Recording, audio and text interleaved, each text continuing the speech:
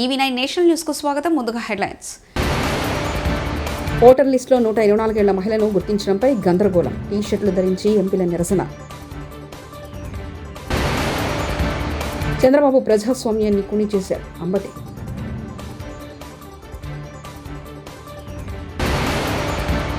ఇద్దరం అన్నాదమ్ములుగా ఉన్నామని పార్టీలో తీసుకున్నప్పుడు తెలియదా? రాజగోపాల్.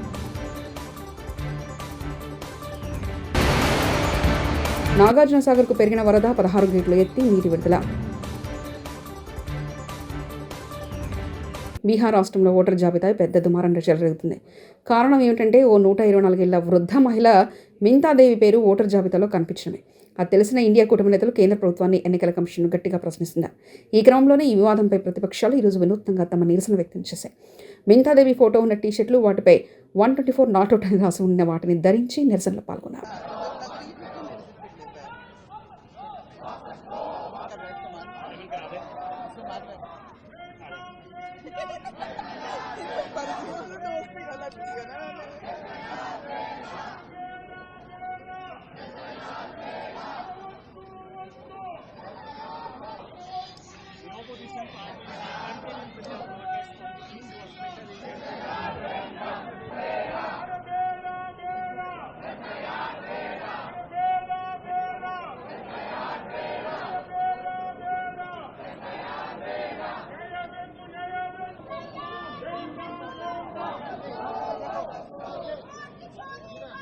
రేవంత్ రెడ్డిపై మరోసారి రెచ్చిపోయిన కోమటిరెడ్డి రాజగోపాల్ రెడ్డి రేవంత్ రెడ్డి ముఖ్యమంత్రిని చేశారు.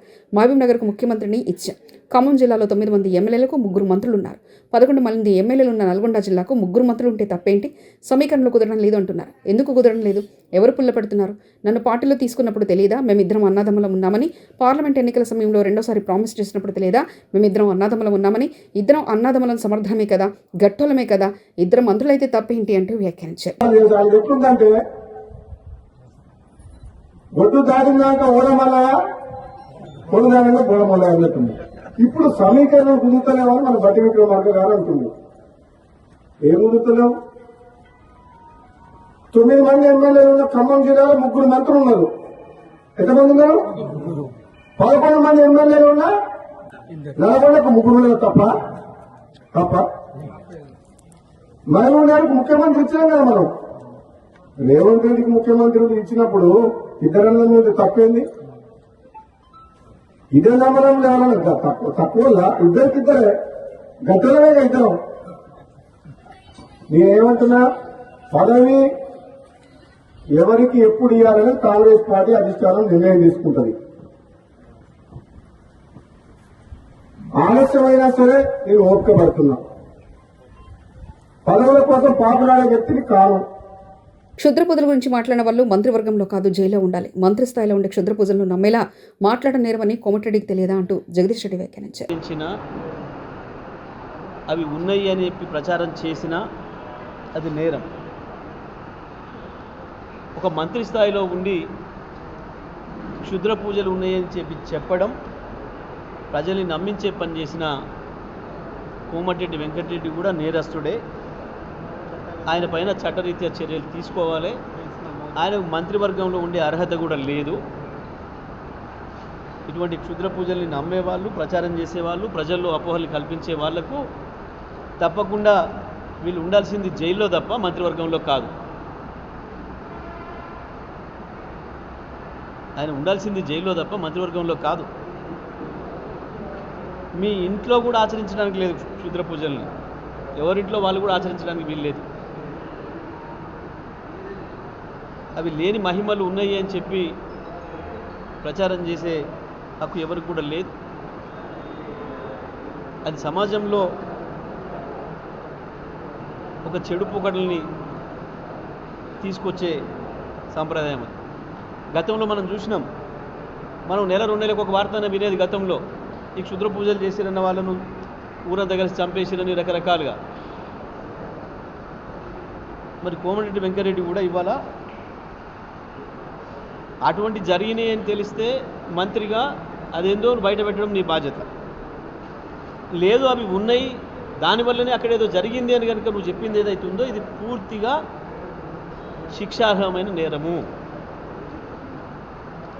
కాబట్టి నేను వెంటనే డిమాండ్ చేస్తూ ఉన్నా ముఖ్యమంత్రిని, కోమటిరెడ్డి వెంకటరెడ్డి తన వ్యాఖ్యలను ఉపసంహరించుకుంటాడా, ఎటువంటివి లేవు, క్షుద్ర పూజలు ఉండవు అని చెప్తాడా, లేదా మంత్రివర్గం నుంచి తీసేస్తారా, ముఖ్యమంత్రి నిర్ణయించుకోవాలి.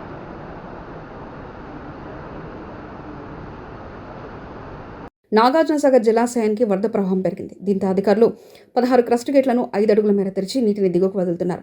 ఈ ప్రాజెక్టు 1,77,173 క్యూసెక్ల వరద రావడంతో స్పిల్వే ద్వారా 1,28,768 క్యూసెక్ల నీటిని విడుదల చేస్తున్నారు. సాగర్ ప్రస్తుత నీటి మట్టం 589 అడుగులుగా ఉంది.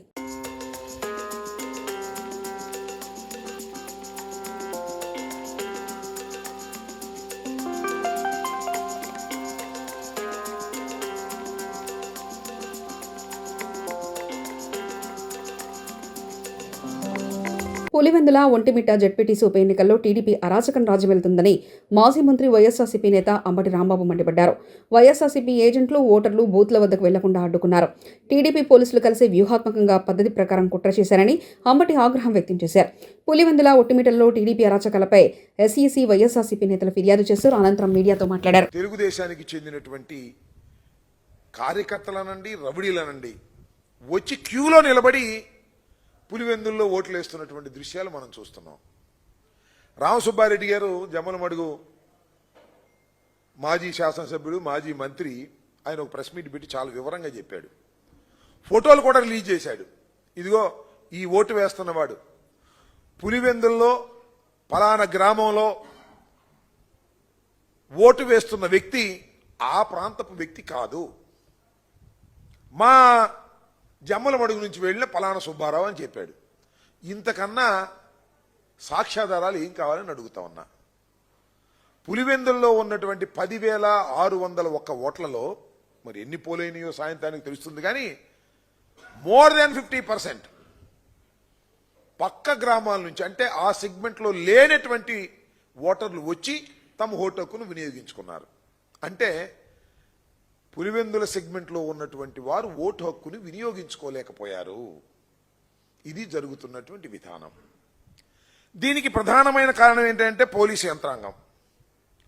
పోలీసు యంత్రాంగం ఏం చేస్తున్నారంటే వైసీపీకి సంబంధించినటువంటి నాయకులు ఎవరిని కూడా బూతుల దగ్గరికి వెళ్ళకోకుండా చేసేటటువంటి కార్యక్రమం, ఇంక్లూడింగ్ జడ్పీటీసీగా పోటీ చేస్తున్నటువంటి పులివెందుల అభ్యర్థిని కూడా తిరిగే ప్రశ్న లేదు. ఒక విచిత్రమైన విషయం ఏంటంటే పొద్దున మా పార్లమెంటు సభ్యులు అవినాష్ గారిని అరెస్ట్ చేశారు. పొద్దున అరెస్ట్ చేసి ఎక్కడ తీసుకెళ్తున్నారో తెలియదు, కారు ఎక్కించుకు తీసుకెళ్లారు. తిప్పే కార్యక్రమం అంతా చేశారు. తిప్పిన తర్వాత అక్కడ ఎర్రగొండలో అక్కడ మా సుధీర్ రెడ్డి గారు మాజీ ఎమ్మెల్యే గారి కంట పడింది. ఏందండి అన్యాయం, ఎక్కడికి తీసుకువెళ్తారు కారులో మీరు, ఆయనకి సర్వైకల్ స్పాండిలోసిస్ ఉంది, దానికోసం మీరు కారులో తిప్పుతూ ఉంటే ఆరోగ్యం దెబ్బతినిద్దని అడ్డగిస్తే అక్కడి నుంచి ఆయన ఇంటికి తీసుకెళ్లారు. ఆయన ఇంటికాడ కూర్చోబెట్టారు. మళ్ళీ తర్వాత వదిలేశారు. మళ్ళా వచ్చేసి పులివెందులో తన ఆఫీసులో కూర్చున్నాడు, వైఎస్ఆర్ కాంగ్రెస్ పార్టీ ఆఫీసులో. ఇందులో మన గురువు గారు వెళ్ళాడు. గురువుగారు తెలుసుగా, పత్యాపారం చేసే గురువు గారు, డిఐజీ గారు, వీళ్ళు అక్కడ కూర్చున్నాడు. ఇక్కడేమో ఘోరంగా పక్క నియోజకవర్గాల నుంచి ఓటర్లు కాని వారు వచ్చి ఓట్లు వేస్తుంటే వారి గురించి పట్టించుకోకుండా అవినాష్ రెడ్డి గారి దగ్గరికి వెళ్ళి కూర్చున్నాడు. సాయం దాకా కూర్చుంటాడు అక్కడ. ఎందుకో మరి దేనికోసం కూర్చుంటాడో నాకు అర్థం కాల. 2 సెగ్మెంట్స్లోనూ ఆయన పరిధిలో ఉన్నటువంటి 2 సెగ్మెంట్స్లోనూ విచ్చలవిడిగా దొంగ ఓట్లు వేస్తున్నారు. పోలీసులందరికీ చెప్పేసినట్టున్నాడు కవాయి నుంచి కింద దాకా. ఇవాళ వరకు మీరు కాకి దుస్తులు వేసుకున్నామని మర్చిపోండి, ఇవాళ తెలుగుదేశం దుస్తులు వేసుకున్నట్టుగా గుర్తుపెట్టుకోండి. అందువల్ల ఎవరైతే వైసీపీ ఓటర్ అనుకుంటాడో వాడు రాని మాకండి, ఎవడైతే తెలుగుదేశానికి ఓటేస్తాడనుకుంటాడో వాడిని తీసుకెళ్ళి మర్యాద చేసి ఓటేసేయండి, వాడు ఓటర్ కాకపోయినా సరే అనేటువంటి పద్ధతుల్లో డిఐజీ ప్రవీణ్ కోయా ప్రవీణ్ గారు తెలుగుదేశం పార్టీ ఏజెంటుగా, తెలుగుదేశం పార్టీ కార్యకర్తగా ఎన్నిక జరిపే కార్యక్రమం చేస్తున్నారంటే ఇంతకన్నా సిగ్గుచేటు ఈ ప్రజాస్వామ్యంలో ఏమైనా ఉందా అని అడుగుతా ఉన్నా. ఒక పోలీస్ అధికారి, ఐపీఎస్ అధికారి తెలుగుదేశం పార్టీని గెలిపించడం కోసం సర్వశక్తులు వడ్డి అన్యాయాలు అక్రమాలకి పాల్పడి ఇవాళ ఇంత దారుణంగా చేస్తుంటే సమాజం చూస్తూ ఊరుకుంటుందా అని అడుగుతా ఉన్నా. ఈ కోయా ప్రవీణ్ ఐపీఎస్ని ప్రజలు మర్చిపోరు. ప్రజలే కాదు, ప్రజాస్వామ్యవాదులు ఎవ్వరూ మర్చిపోరు. వాళ్ళకేం డైరీలు ఉండవు, బుర్రలోనే ఉంటారు. చంద్రబాబు నాయుడు గారు ఏం చెప్తే అదే. పోలీసులు ఏం చేయాలండి? ఎవరైనా దొంగ ఓట్లు వేస్తుంటే వారిని అటకాయించే కార్యక్రమం చేయాలి. దొంగ ఓట్లనే ప్రోత్సహిస్తున్నారే. పక్క గ్రామాల నుంచి, పక్క నియోజకవర్గాల నుంచి వచ్చిన వారిని రాచ మర్యాదలు చేసి తీసుకువెళ్లి ఓట్లు వేయించేటటువంటి పరిస్థితి తెచ్చుకున్నారే. ఎంత దారుణం అండి ఇది. ఇలాంటి దారుణాన్ని ప్రజాస్వామ్యంలో ఎప్పుడైనా విన్నామా, కన్నామా అని అడుగుతా ఉన్నా. అరే, ఓటర్ బతిమలాడుతున్నాడండి.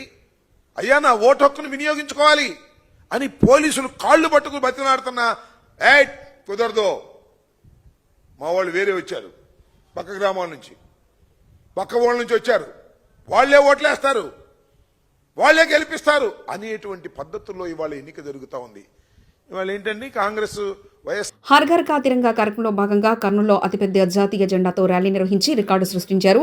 ఇంటర్నేషనల్ ఓమోజాయా యునైటెడ్ యంగ్ స్పోర్ట్స్ అసోసియేషన్ ఆధ్వర్యంలో 1100 మీటర్ల త్రివర్ణ పతాకంతో విద్యార్థులు భారీ ర్యాలీ నిర్వహించారు. కలెక్టర్ రంజిత్ బాషా ప్రారంభించిన ఈ ర్యాలీలో వరల్డ్ బుక్ ఆఫ్ రికార్డ్ ప్రతినిధులు పాల్గొన్నారు. గతంలో గుజరాత్లో 3200 అడుగుల జాతీయ జెండాతో ర్యాలీ చేస్తే ప్రస్తుతం కర్నూలులో 3500 అడుగుల త్రివర్ణ పతాకంతో ర్యాలీ చేసి రికార్డు సృష్టించామని కలెక్టర్ వెల్లడించారు. ఫీట్ అంటే 1100 మీటర్ల జెండాని ఈరోజు మనం ఇక్కడ చేయబోతున్నాం. సో దిస్ ఈజ్ ఒక రికార్డ్ క్రియేట్ చేయబోతున్నాం ఈరోజు. సో ఈ సందర్భంగా కర్నూలు ప్రజలకి, ఎస్పెషల్లీ ఎన్జిఓకి కూడా, అందరికీ కూడా మరొకసారి విజ్ఞప్తి ఏంటంటే, ఆగస్ట్ 15 దాకా మనం కార్యక్రమం నడుపుతున్నాం. ప్రతి ఇంటి మీద కూడా జెండా ఎగరాలి హరిత తిరంగా భాగంలో. సో ఒకసారి అందరూ కూడా దేశభక్తిని చాటి చెప్పాలని చెప్పేసి అందరినీ కోరుకుంటున్నాం.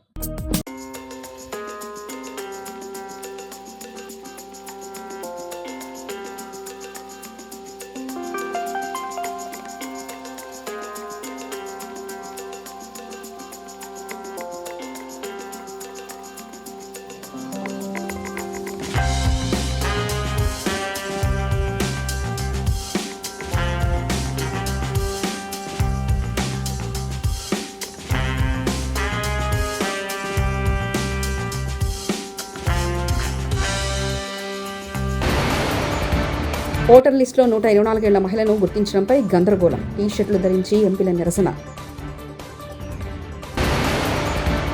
చంద్రబాబు ప్రజాస్వామ్యాన్ని కుని చేశారు అంబటి.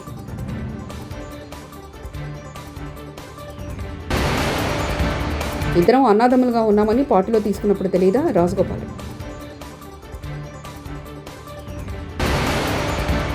నాగార్జున సాగర్కు పెరిగిన వరద 16 గేట్లు ఎత్తి నీటి విడుదల. ఇవి బులెటిన్ విశేషాలు. చూస్తూనే ఉండండి EV9 నేషనల్ న్యూస్.